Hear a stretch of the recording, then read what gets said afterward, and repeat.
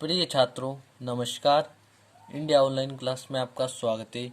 आज हम प्रश्न वाली 4.3 का प्रश्न क्रमांक 4 हल करेंगे, जिसमें हमें दिया हुआ है 3 वर्ष पूर्व रहमान की आयु का व्युत्क्रम जो है और तब से 5 वर्ष पश्चात आयु के व्युत्क्रम का योग 1/3 है।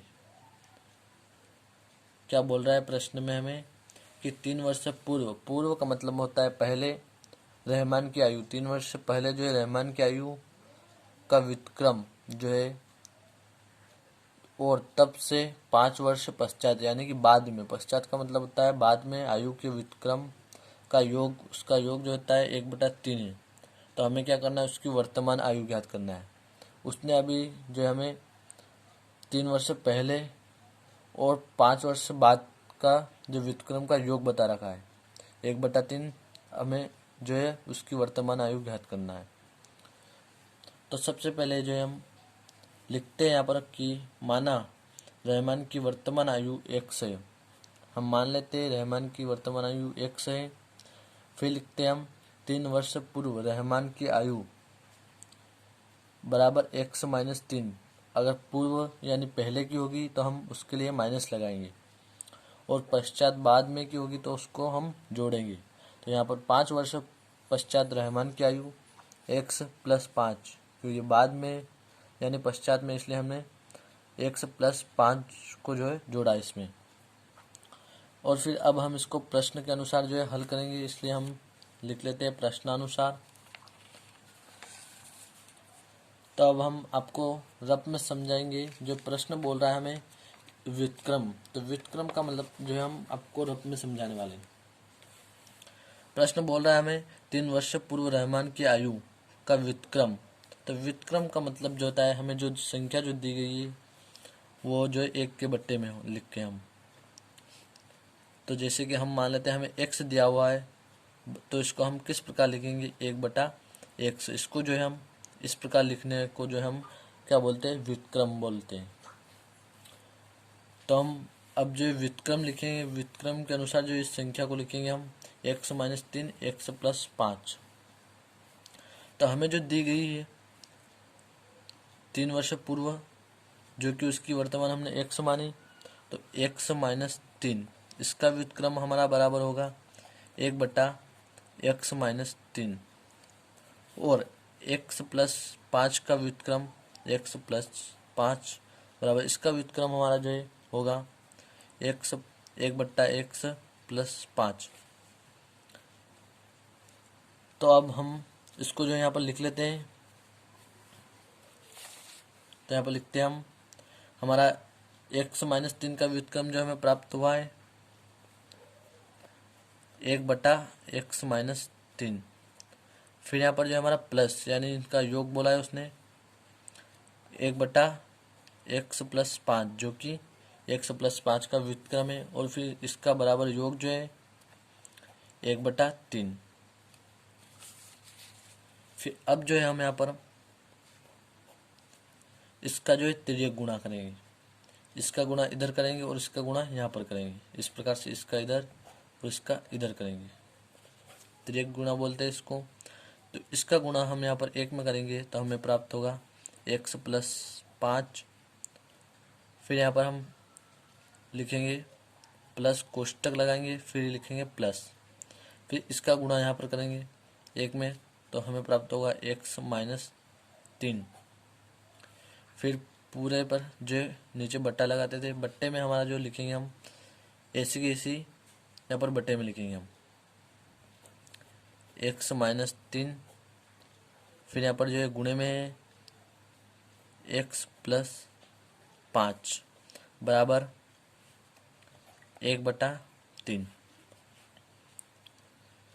फिर बराबर जो लगाते हैं और फिर जो है हम करें यहाँ पर लिखेंगे वापस से ऐसा के ऐसा जो है लिख देंगे x+5। और फिर यहाँ पर ये बीच वाला प्लस लगाएंगे। यहाँ पर अगर माइनस होता तो हम माइनस नहीं लगाते। यहाँ पर अगर यहाँ पर माइनस होता तो ये जो है प्लस की संख्या है, इसलिए हम यहाँ पर माइनस नहीं लगा सकते, और ये भी प्लस की ये भी प्लस की, इसलिए हम यहाँ पर प्लस लिख सकते हैं। प्लस इसको कोष्टक से बाहर निकालेंगे एक्स माइनस 3। फिर बटे में जो है हम लिखेंगे जो ये एक्स है इसका गुणा हम इस वाले एक्स में करेंगे, तो हमें प्राप्त होगा एक्स का वर्ग। हम गुणा करेंगे तो वर्ग प्राप्त होगा, अगर हम इसको जोड़ते हैं तो 2x प्राप्त होते हैं हमें। यहाँ पर हमने गुणा किया इसलिए x का x में गुणा किया तो हमें x का वर्ग प्राप्त हुआ। अब इसी x का पीछे वाली संख्या जो है हमारी इसमें 5 में करेंगे तो हमें प्राप्त होगा ये प्लस का ये भी प्लस का, तो हमें प्लस का 5x प्राप्त होगा। अब बची हमारी माइनस का 3, इसका गुणा हम x में करेंगे प्लस वाले में, तो बड़ी संख्या जो है हमारी माइनस की, इसलिए माइनस का चिन्ह लगेगा और आएगा हमारा 3x। तो हम 3 का गुणा 5 में करेंगे तो हमें प्राप्त होगा 15, जो कि माइनस का 15 प्राप्त होगा हमें। फिर बराबर में फिर से लिख देते हैं हम 1/3, और फिर जो है हम यहाँ पर 3 गुणा करेंगे। इस 3 का गुणा इधर करेंगे और 1 का गुणा या इस वाले समीकरण का गुणा इधर करेंगे, तो यहाँ पर लिखते हैं हम 3 गुणा करेंगे इसका हम। तो सबसे पहले हम इस वाले समीकरण का जो है गुणा इस 1 में करते हैं, तो 1 में हम जिस भी संख्या का गुणा करते हैं संख्या हमें वैसी की वैसी प्राप्त होती है, तो हम पूरे समीकरण को ऐसा ही लिख लेते हैं।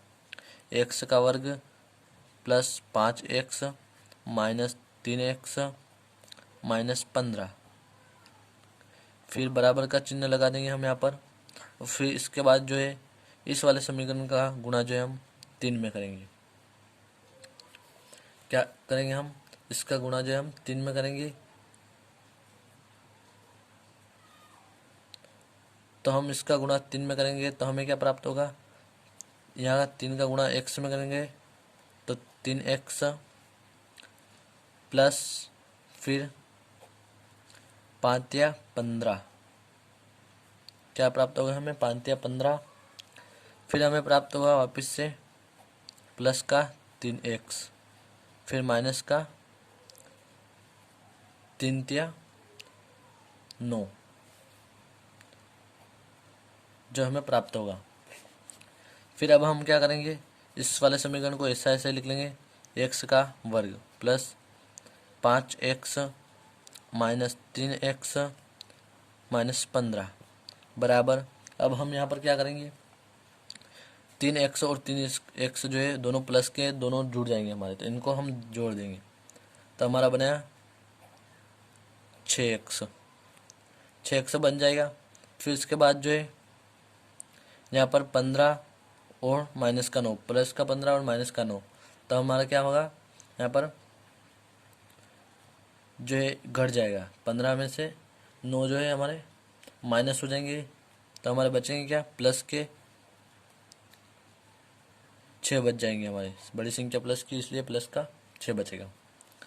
फिर इसके बाद हम इस वाले समीकरण को जो है बराबर से इधर ले आएंगे, x का वर्ग plus 5x minus 3x minus 15, इधर प्लस का है तो माइनस का होगा, माइनस का होगा तो प्लस का हो जाएगा, माइनस 6x और फिर से माइनस 6 बराबर से इधर 0 लगा देंगे। और फिर यहाँ पर जो है हम x का वर्ग लगा देते हैं, x का वर्ग हम इसको जो करते हुए लिख देते हैं। फिर इसके बाद जो है यहाँ पर हम 5x और माइनस 3x को जो है क्या करेंगे, इन दोनों से हल करेंगे, तो यहाँ पर 5 जो है प्लस का है और 3 माइनस का है, तो हम क्या होगा यहाँ पर माइनस प्लस माइनस होता है, इसलिए यहाँ पर संख्या 5 में से 3x जो घटेंगे, 5x में से 3x घटेंगे, लेकिन संख्या बड़ी जो है प्लस की, इसलिए यहाँ पर हम प्लस ही लगाएंगे।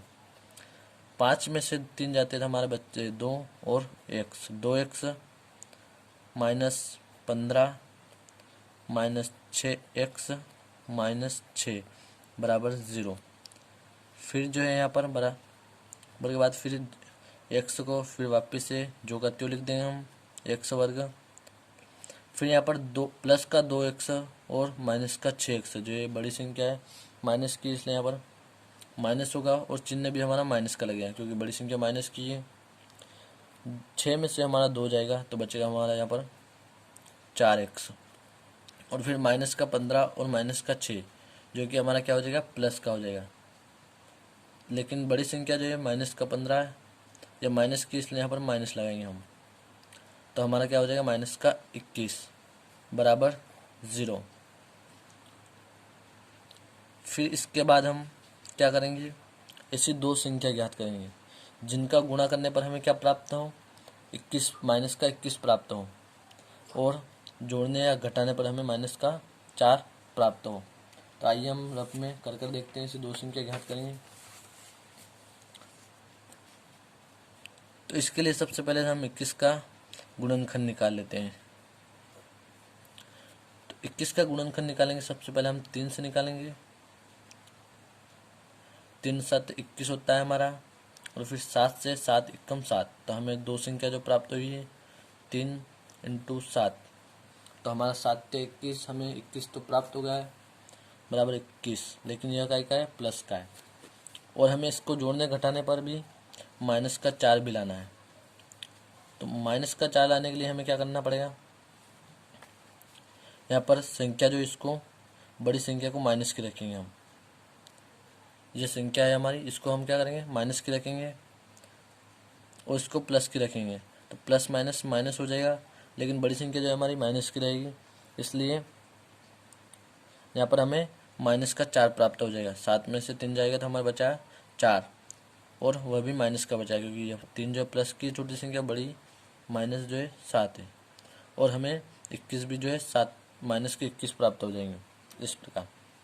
तो हम लेंगे +3 और -7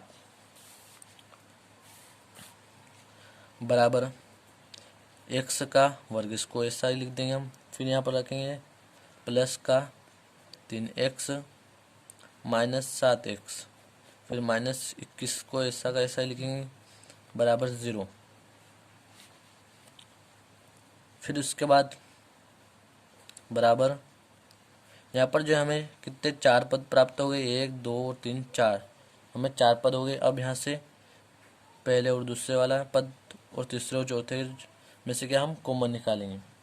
तो इस वाले पद से जो हम कॉमन निकालेंगे पहले वाले से, तो यहाँ पर हमें दोनों पद में जो क्या क्या मिल रहा है, 1 से इसमें भी, 1 से इसमें भी, और 3 इसमें नहीं है, 3 इसमें है केवल, तो 1 से दोनों में, इसलिए हम 100 को क्या करते हैं, बाहर निकाल लेते हैं। एक 100 को बाहर निकालेंगे, फिर कोष्टक लगाते, एक 1 से यहाँ से हमने बाहर निकाला तो बचा हमारा 1 1 यहाँ पर लिख देंगे, प्लस बचेगा हमारा यहाँ पर 3, क्योंकि यहाँ पर एक 1 था जो कि हमने बाहर निकाल लिया। फिर माइनस यहाँ पर बचेगा हमारा -7 या 21, 1 से यहाँ पर नहीं है, 1 से यहाँ पर है, तो हम 100 को नहीं निकाल सकते, यहाँ पर हम निकालेंगे 7 को, क्योंकि 7 का जो भाग 21 में लग रहा, तो हम 7 को निकालेंगे, और वो भी माइनस का, क्योंकि संख्या माइनस की।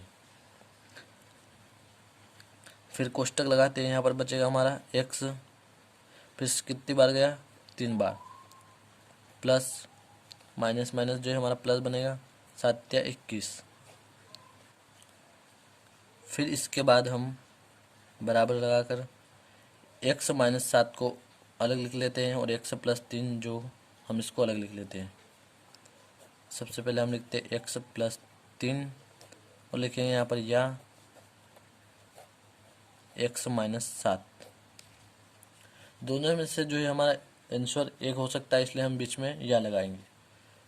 फिर यहाँ पर इसको क्या है, बराबर में 0 रख देंगे इनके, यहाँ पर भी हम 0 लगाएंगे, यहाँ पर भी जो है 0 लगाएंगे। यहाँ पर लिखेंगे हम x + 3, दोनों के बराबर में 0 रखेंगे, बराबर 0 या x -7 बराबर 0। फिर अब हम इसको हल करेंगे, x फिर 3 जो है बराबर से इधर जाएगा, तो हमारा प्लस का है, माइनस का हो जाएगा, या x बराबर से इधर जाएगा, फिर यहाँ पर तो ये प्लस माइनस का है तो प्लस का हो जाएगा, तो हमें प्राप्त होगा x -3 और x 7 प्राप्त हो जाएंगे। लेकिन यहाँ पर जो है x -3 जो है यह अमान्य संख्या है, यानी कि असंभव या अमान्य संख्या है, क्योंकि यह माइनस में ऋणात्मक संख्या है, इसलिए इसको हम मान्य नहीं कर सकते हैं। तो हम यहाँ पर लिखेंगे x बराबर -3 एक अमान्य संख्या है। क्यों है यह अमान्य? क्योंकि यह ऋणात्मक संख्या है और x बराबर 7 जो है क्या है, एक मान्य संख्या है। 107 जो है हमारा मान्य है क्योंकि यह ऋणात्मक नहीं है। इसी प्रकार जो है हमारी रहमान की आयु x मानी थी हमने, जो कि हमें प्राप्त हुई 7,